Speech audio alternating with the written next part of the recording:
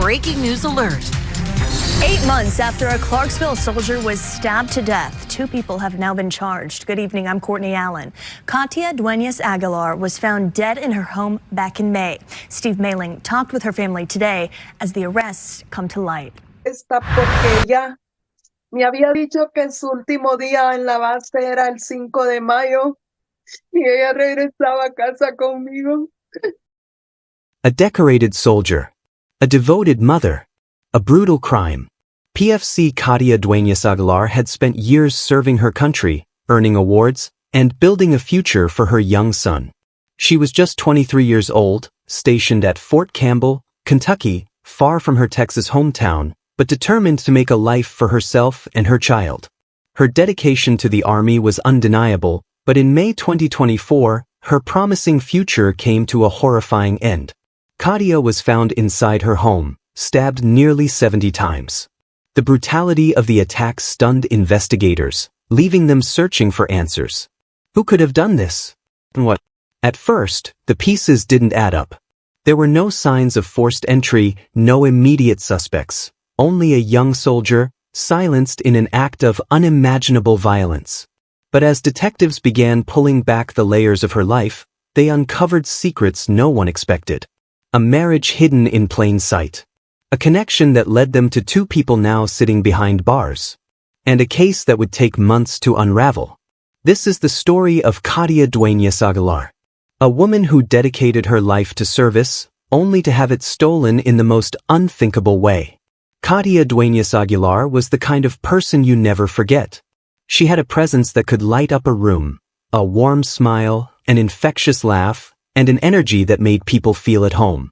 Those who knew her describe her as hardworking, kind, and fiercely independent. But more than anything, she was determined. She had dreams, and she was willing to put in the work to make them a reality. Born and raised in Texas, Katia was a graduate of North Mesquite High School. Even as a teenager, she stood out. She was active in her school's JROTC program, showing early signs of leadership and discipline, qualities that would later define her time in the military. But there was another side to her as well, a softer, more artistic side.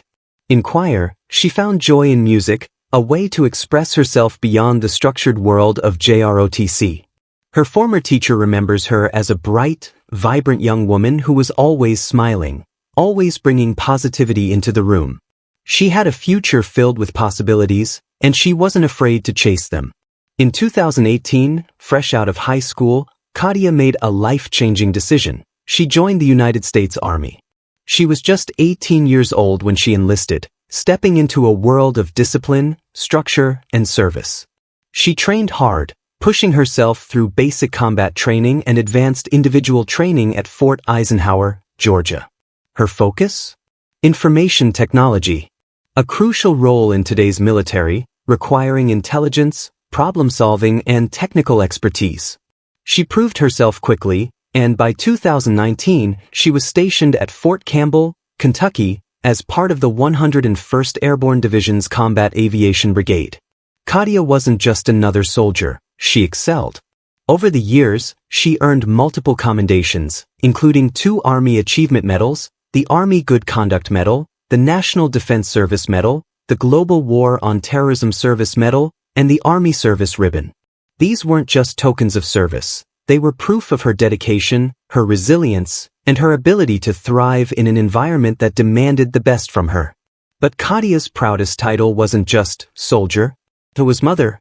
Somewhere between the long hours of training and deployments, she was also raising a child, a little boy who was the center of her world. Balancing military service and motherhood is never easy, but she did it with the same determination she brought to everything else in her life. She was building a future for him, ensuring he had the best life possible. Her family recalls how much she talked about him, how she dreamed of what their future together would look like. She was only 23 years old, still so young, with so much ahead of her. But in May 2024, everything changed. It was May 2024 when the unthinkable happened. PFC Katia Dueñas-Aguilar, an accomplished soldier, a loving mother, a young woman with her whole life ahead of her, was found brutally murdered in her off-base apartment in Clarksville, Tennessee. The discovery sent shockwaves through her family, her military community, and the investigators who first stepped inside the crime scene. What they found was beyond horrific. Katia had been stabbed nearly 70 times. The wounds were concentrated around her neck and upper body, deliberate, frenzied, and ruthless. This wasn't just an attack. It was personal. Whoever did this didn't just want Katia dead, they wanted to make sure she suffered. The sheer level of brutality made it clear, this wasn't random. This was rage. And who would want to harm her in such a violent way? At first, detectives looked at the most common scenarios. A crime like this, so brutal, so excessive, often points to someone close to the victim. A domestic dispute turned deadly? A personal vendetta? Was there a jealous ex? A dangerous relationship no one knew about? Katia's family was shattered. Her mother, Carmen Dueñas-Aguilar, and her sister, Cecilia, could barely comprehend the news. Just days before, they had been planning a future together. Katia had talked about moving back to Texas. She was supposed to pick a state, pack up, and start fresh with her family. But now, all those plans were gone. Instead of welcoming her home, they were pleading for justice. Algo raro en la muerte de mi hija porque yo no sé qué pasó, yo no entiendo, no encuentro una respuesta porque ella me había dicho que su último día en la base era el 5 de mayo y ella regresaba a casa conmigo. Studio microphone, my daughter is dead, and no one is going to stop it. Help me get justice for her, Carmen cried out in one heartbreaking interview. Katia's sister, Cecilia, recalled their last conversations. She had asked Katia if she was happy. And her answer? Studio microphone, no. It was a chilling response in hindsight. Something wasn't right in Katia's life, but she never got the chance to fully explain what was going on. Look up at her and I just feel like she's still there. I just try not to feel alone because she wouldn't let me be alone whenever she was still here. The family Then says came a strange discovery, one that made investigators pause. As they dug into Katia's life, they found something unexpected. She was married, but no one, not her family, not her closest friends, seemed to know about her husband. Who was he? Where was he? And why had Katia kept their marriage a secret? His name was Reynaldo Salinas Cruz. And as investigators would soon learn, this so-called marriage was only the beginning of the mystery. As investigators dug deeper into Katia Dueñas-Aguilar's life, they uncovered something no one saw coming, a secret marriage. On paper, she was a wife. But in reality, it was a marriage no one even knew existed. In October 2023, just 7 months before her brutal murder, Katia had legally married a man named Reynaldo Salinas Cruz. He wasn't another young soldier like her. He wasn't someone from her past. He was 40 years old, nearly twice her age, and an immigrant from Mexico. And what stood out most? None of her friends or family had ever heard of him. Why would Katia marry a man she seemingly had no real connection to? It didn't take long for investigators to find the answer. The marriage was likely fraudulent. In the military, marriage comes with benefits, financial perks that help soldiers support their spouses and dependents, housing allowances, extra pay, health coverage, and for the civilian spouse, a path to U.S. citizenship. It's a system meant to support real families, but it's also been exploited by those looking for a shortcut. In this case, Salinas Cruz had everything to gain. Katia's military status could help him stay in the U.S. legally. And as a married soldier, she would receive additional financial benefits, money that could help her as a single mother. But was this just an arrangement? Or was there something deeper going on? Then, another twist, a revelation that shifted the entire investigation. Salinas Cruz wasn't just a man looking for a green card. He was already married. Back in 2020, he had tied the knot with another woman, Sofia Rodas. The two had built a life together, even purchasing a home in Cumberland Furnace, Tennessee. But their relationship didn't last. By 2022, Rodas had moved on, marrying a new man, a Fort Campbell staff sergeant named Jeffrey Thompson. That marriage was short-lived, ending in heartbreak when Thompson tragically died by suicide in October 2023, just 3 days after buying them a house. The connections were getting more tangled, but nothing prepared investigators for what they uncovered next. Sofia Rodas wasn't just connected to this case by marriage. She was directly involved in Katia's murder. In a shocking turn of events, authorities charged Sofia Rodas with first-degree murder. The same woman who had once been married to Salinas Cruz was now accused of brutally stabbing Katia nearly 70 times. And Reynaldo Salinas Cruz? He wasn't just a distant, unknown husband. He was charged with tampering with evidence. What was the real motive? A love triangle gone wrong? A deal that turned deadly? Or was there something even darker beneath the surface? Investigators were closing in on the truth. But the deeper they went, the more twisted the story became. By December 2024, the case had taken another major turn. A Montgomery County grand jury returned indictments that finally put names to the crime.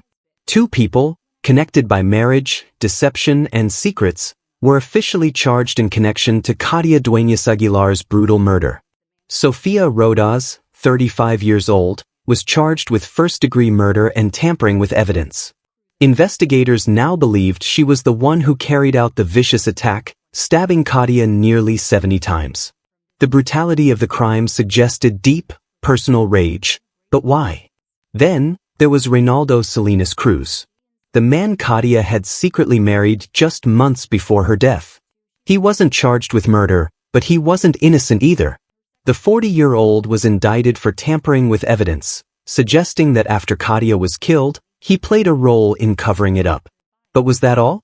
By the time the charges were announced, both Rodas and Salinas Cruz were already in federal custody on unrelated charges. That meant neither of them was free when the indictment came down, raising even more questions. Had they been involved in other crimes? Had investigators been watching them for months? Or were they simply caught up in a web of lies that had finally started to unravel? But even with the arrests, key questions remained unanswered. Why was Katia targeted? Was she trying to end the fraudulent marriage? Did she threaten to expose the arrangement? If so, was that enough motive to kill her? Or was this about something more personal? Jealousy, control, revenge? Then there was Sofia Rodas. If she was the one who carried out the murder, was she acting alone? Or was Salinas Cruz involved in more than just the aftermath? Could he have planned it? Ordered it? Or even been there when it happened? And what about the army? Katia wasn't just another young woman. She was an active duty soldier. That meant the Army's Criminal Investigation Division, CID, was also involved. But so far, they had said very little. No official motive had been released. No statements explaining why this happened. Just a quiet, ongoing investigation that left more questions than answers. Was the full truth being hidden? Or was this case even more complicated than it seemed? As the legal process played out, one thing was certain. Katia's family was still waiting for justice. And the real story behind her murder was still unfolding. For Katia Dueñas-Aguilar's family, the arrests weren't enough. The pain of losing her, the horror of how she was taken, was something no indictment or courtroom decision could ever undo. Her mother, Carmen Dueñas-Aguilar, spoke through grief, her voice breaking as she said, "My daughter is dead, and no one can bring her back." Those words carried more than sorrow. They carried anger. They carried a demand for justice. Because for Katia's family, this wasn't just a case, it was a fight. A fight to make sure her killers faced the full weight of the law. A fight to make sure no piece of this story was left hidden. They pushed for the harshest charges, refusing to let Katia's name become just another headline. Her mother and sister, once making plans to move and start fresh, were now making different plans. Court dates, legal battles, and public pleas to keep her memory alive. And while the grand jury's indictment had brought some answers, it also brought more questions. The legal process was just beginning, and the investigation was far from over. Prosecutors would present their case, laying out exactly what they believed happened the night Katia was killed. Witnesses would take the stand. Evidence would be revealed. And one lingering question would hang over the trial: could there be more arrests? Because while Sofia Rodas was charged with murder and Salinas Cruz with evidence tampering, investigators still hadn't fully explained the timeline. Did anyone else know what was going to happen to Katia? Did anyone else help plan it? And then there was the army. Katia had been an active duty soldier, and yet, no official statement had been released explaining how a member of their ranks could end up the victim of such a brutal crime. The Army's CID had been involved, but what had they found? Was there classified information that hadn't been released? As of now, there were still missing pieces. And while the legal system moved slowly, Katia's family refused to let her case be forgotten. They wanted justice. They wanted the full truth. And until that day came, they would keep fighting. Because Katia wasn't just a soldier. She wasn't just a mother. She was a daughter, a sister, a friend. And her story wasn't over yet. This case is still unfolding, and we may not know the full story for a while. There are still unanswered questions, missing pieces that only time, or a courtroom, can reveal. What really led to Katia's death? Was this just a violent act of jealousy? A love triangle that spiraled out of control? Or was there something even deeper, something calculated, something planned long before that tragic night? We know there was a fraudulent marriage. We know there were secrets. But was Katia truly aware of the danger she was in? Or did she trust the wrong people until it was too late? As the trial approaches, more details will come to light. More evidence. More testimony. And possibly more arrests. But for now, all we can do is wait and hope that justice is truly served. What do you think? Was this a case of pure jealousy, a fraudulent marriage gone wrong, or something even more sinister? Let me know your thoughts in the comments below.